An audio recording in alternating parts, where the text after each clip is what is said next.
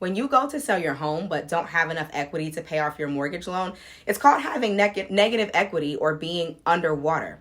Similar to actually being underwater, spending too much time in this phase can cause you to feel like you're drowning. And today I'll talk a little bit about your options if you get to this point.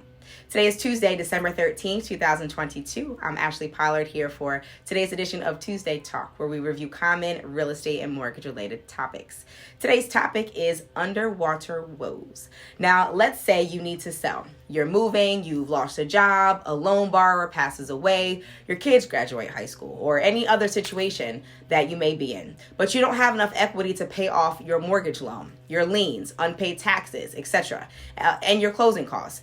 You'll need to either bring money to the closing table to cover the difference or consider selling with a short sale. So let's talk a little bit about short sales. If your home's value has dropped since you purchased it, let's say you stopped paying your mortgage, or maybe the market has taken a turn in a direction that you didn't anticipate, somewhat like right now, you may owe more than your home is worth. And if you find yourself in this situation and can't wait until market conditions to improve to sell, a short sale may be your only option. So in this situation, the bank must agree to let you sell the home for less than what you owe on it, because they'll be getting less money than what they're owed.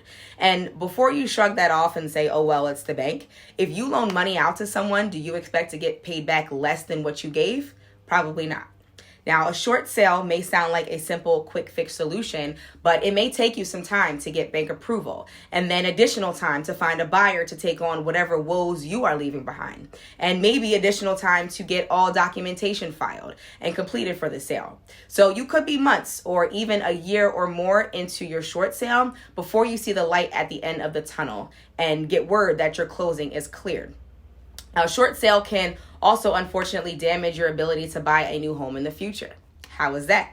Well, one, you forfeit your down payment, which was your original investment in the home, and it also causes a negative hit on your credit score. Now, for inquiries or concerns on this topic, you'll want to reach out to me so I can connect you to my company's short sale specialist. We will work together in sync to meet your needs in the best possible way. So don't go through this alone or avoid having the conversation until it's too late.